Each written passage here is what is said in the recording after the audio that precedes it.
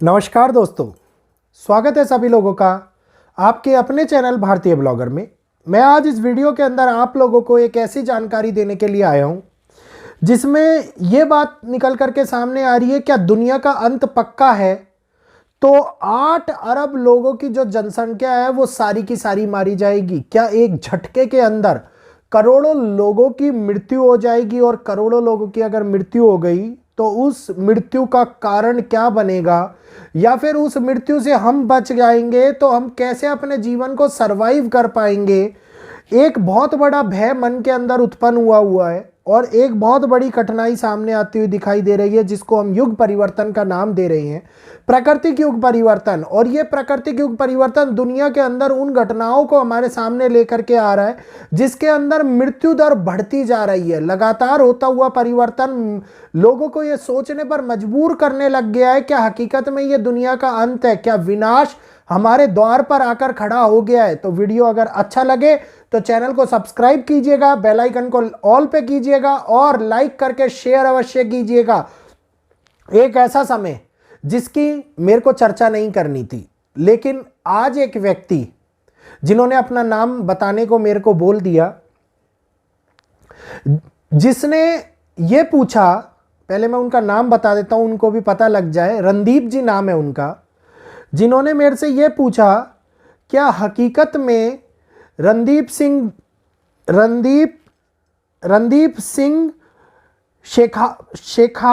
शेखावत, रणवीर सिंह शेखावत। तो ये रणवीर सिंह शेखावत जी ये कहते हैं कि क्या दुनिया का अंत हो जाएगा गुरुजी, तो हम लोग क्या करेंगे?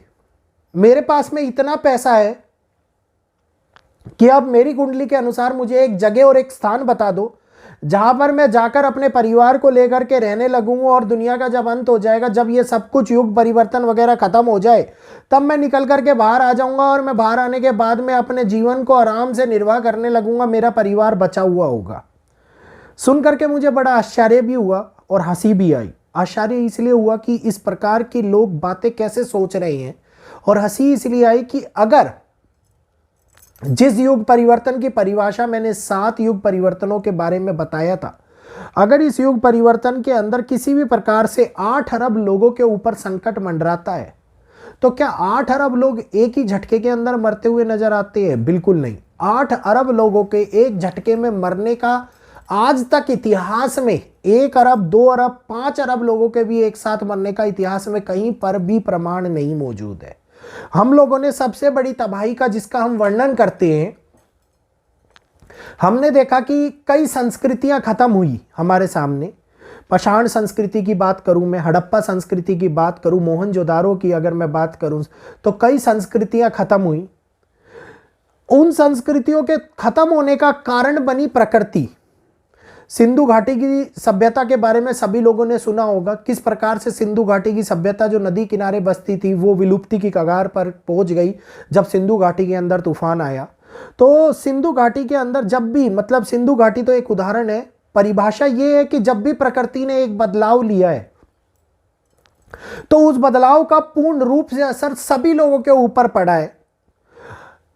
थोड़े टाइम पहले कोरोना आया, क्या कोरोना का असर किसी एक पर्टिकुलर देश पर हुआ? नहीं, कोरोना का असर संपूर्ण विश्व पर हुआ। यहां तक कि दूर दराज रह रहे लोगों के ऊपर भी कोरोना का असर देखने को मिला, और उस महामारी ने बहुत सारे लोगों को मृत्यु के घाट पहुंचा दिया। सरकारी आंकड़े की बात अगर छोड़ दें तो हम लोग अपने नजदीकी शमशान घाट के ऊपर लगने वाली उन लाइनों से यह ज्ञात कर सकते हैं कि कितने लोगों की मृत्यु हुई। क्या उसके बाद भी दुनिया की विलुप्ति हो गई? नहीं हुई। दुनिया सतयुग के समय से चली आ रही है, और यह बात मैंने हमेशा बोली है, दुनिया इतनी जल्दी विलुप्त नहीं होती। उससे पहले जब सृष्टि के अंदर मानव के का जब सृष्टि विनाश की ओर गई थी, जिन डायनासोर और मैमल्स के हम अवशेष अब खोजते हैं, आप देखिए कि अभी 2032 में एक उल्कापिंड गिरने की बात करी जा रही है। वो उल्कापिंड अगर भारत के ऊपर गिरा या अगर किसी भी जगह पर गिरा तो उसका नाम सिटी डिस्ट्रॉयर रखा गया है। इसका संक्षिप्त वर्णन मैं अगले वीडियो में दूंगा। वैसे हमने पुराने में बताया हुआ है, तकरीबन आज से डेढ़ पौने 2 साल पहले दिखाऊंगा वो वीडियो भी आप लोगों को।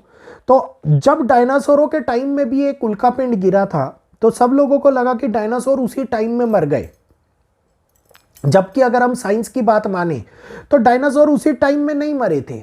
डायनासोरों के मरने का, उस प्रजाति के विलुप्त होने का बहुत बड़ा कारण बना था केवल उस उल्का पिंड का गिरना, क्योंकि जब वो एस्ट्रॉयड धरती पर टकराया तो एक बहुत भयंकर धूल का गुब्बार उठा, कई गैसेस आसमान के अंदर छा गई और उन्होंने आसमान को और धूल ने इस तरीके से घेर लिया कि बहुत लंबे समय तक पृथ्वी के ऊपर सूरज की रोशनी नहीं दिखाई दी, जिस कारण से पृथ्वी के अंदर होने वाला बदलाव, पृथ्वी के क्लाइमेट के अंदर होने वाला बदलाव वहाँ पर रह रहे जीव जंतुओं की जिंदगी के ऊपर भारी पड़ गया, जिसमें सबसे ज़्यादा मेजर जानी जाने वाली जनजाति डायनासोर है, मैमल्स है, बड़ी मछलियाँ हैं।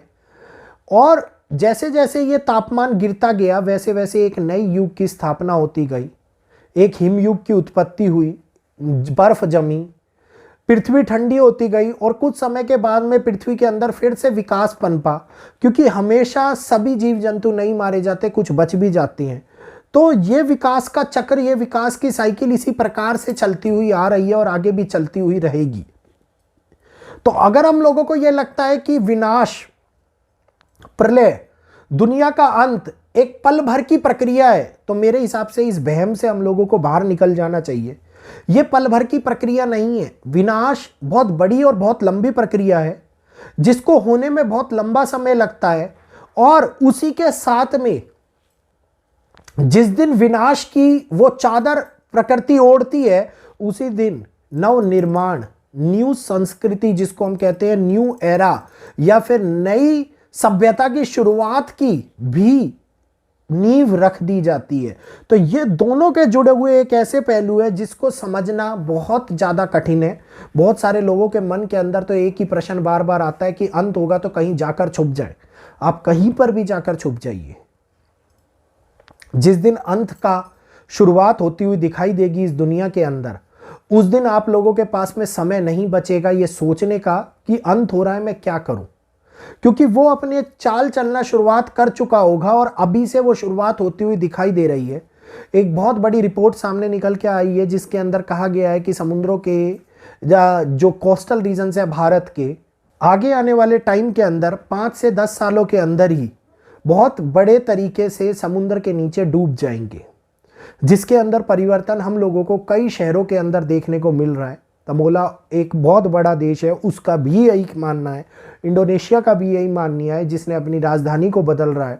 तो ये एक ऐसा समय है जो धीरे धीरे पूरे संपूर्ण जगत के अंदर अपनी पहचान छोड़ता जा रहा है।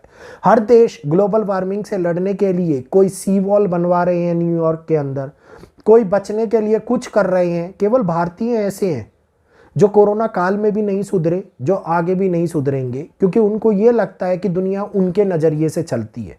और यही कारण है कि सबसे ज़्यादा मुसीबत भी भारतीयों के ऊपर ही आती हुई दिखाई देती है, क्योंकि भारतीय परिवर्तन का उस नियम को मानना ही नहीं चाहते। हमारे को पेड़ कट रहा हो उससे फर्क नहीं पड़ता, अब जनता जागने लगी है, अन्यथा किसी को फर्क नहीं पड़ रहा था। कोई जीव मर रहा हो हमें कोई फर्क नहीं पड़ता, हमें अपना जनजीवन आराम से जीना है, हमें अपनी भागदौड़ आराम से करनी है। और यही कारण है कि जो बाहर के लोग कूड़ा करकट को एक जगह, एक निर्धारित स्थान पर फेंकते हैं, हम लोगों ने कूड़े का पहाड़ दिल्ली जैसी राजधानी के अंदर बना रखा है, कूड़े का पहाड़, जिसको सभी लोगों को पता है कि वो क्या है। तो एक बहुत बड़ा जो विशेष तौर के ऊपर अगर मैं बात करूं तो श्रृंखला परिवर्तन की जो शुरुआत कर चुकी है, लेकिन हम उस श्रृंखला को करने से, सुनने से अपने जीवन के कर्मों को नहीं बदल सकते। गीता के अंदर भी यही उपदेश दिए गए हैं, श्री कृष्ण ने भी यही कहा है कि कर्म करते रहिए, जो होना है वो आगे आपके सामने खुद आ जाएगा। तो कर्म ही प्रधान है, कर्म के कारण ही दुनिया चल रही है। आज ये वीडियो मैं रखता नहीं अगर मेरे से बिल्कुल भी नहीं पूछते, तो ये मनदीप जी को शुक्रिया अदा करना कि ये जानकारी उन लोगों ने कहा कि गुरुजी सबको दीजिए, क्योंकि कई लोगों के पास तो पैसा भी नहीं है, उनके मन के अंदर घबराहट हो रही है हम जीवन को कैसे जिएंगे। जिनके पास में अपार करोड़ों रुपया पड़ा हुआ है, जो इस समय के ऊपर अपने लिए, जिसको कहते हैं बंकर बनवा सकते हैं, फिर भी भारत के अंदर बंकर बनाने की इजाज़त नहीं मिल रही है। तो आप ये सोचिए कि किस प्रकार से परिवर्तन किसी न किसी रूप में घेरता हुआ नजर आ रहा है। और ये आगे 2030 तक प्राकृतिक युग परिवर्तन के कई चरण बदलते हुए हम लोगों को दिखाई देंगे। और इन चरण के बदलने के कारण ही मनुष्य सभ्यता धीरे धीरे परिवर्तित होती हुई नजर आएगी। बढ़ती हुई टेक्नोलॉजी मुसीबत का कारण बनेगी, बढ़ता हुआ जल स्तर मुसीबत का कारण बनेगा, बढ़ता हुई गर्मी, आदमी को झुलसा करके पिघलाने तक की क्षमता रखने वाली गर्मी आगे हम लोगों को देखने को मिलेगी। क्योंकि जब पिछले साल ही टेम्परेचर 60 को टच कर गया था, तो इस साल तो आप लोगों ने देखा होगा कि नवंबर की गर्मी ने 300 सालों का रिकॉर्ड तोड़ दिया। ऐसी गर्मी कभी नहीं पड़ी थी। और धीरे धीरे इस बार सर्दियां आई नहीं है, सर्दियां थोड़े समय के लिए आई, उसके बाद गर्मी ने फिर से चादर लपेट ली। तो ये वही मौसम के अंदर परिवर्तन है जिसको हम पहचान नहीं पा रहे हैं, खुली आंखों से देख नहीं पा रहे हैं। क्योंकि हमारा जनजीवन आराम से चल रहा है, इसलिए हम लोगों को कोई भी चीज दिखाई नहीं दे रही। कई लोगों को मेरी बात बुरी लगेगी, कई मूर्ख कबूतर कमेंट्स भी करेंगे इसके अंदर आकर के, लेकिन वो समझ ही नहीं पाएंगे कि किस प्रकार से दुनिया बदलाव की ओर गुजर रही है और 8 अरब लोगों के ऊपर पड़ने वाला प्रभाव धीरे धीरे किस प्रकार से उनको अपनी चादर तले दबाता जा रहा है। तो उम्मीद करूंगा जानकारी अच्छी लगी होगी। जानकारी अच्छी लगी हो तो मन से भय निकाल के कर्म करना स्टार्ट कीजिए। वीडियो को शेयर कीजिए, चैनल को सब्सक्राइब कीजिए, बेल आइकन को ऑल पे कीजिए और लाइक कीजिए, ताकि आगे आ रही महत्वपूर्ण वीडियोस, उनके अपडेट्स आपको नोटिफिकेशन के माध्यम से मिलते रहें। तो आज के लिए इतना ही। जय श्री कृष्णा, जय माता दी।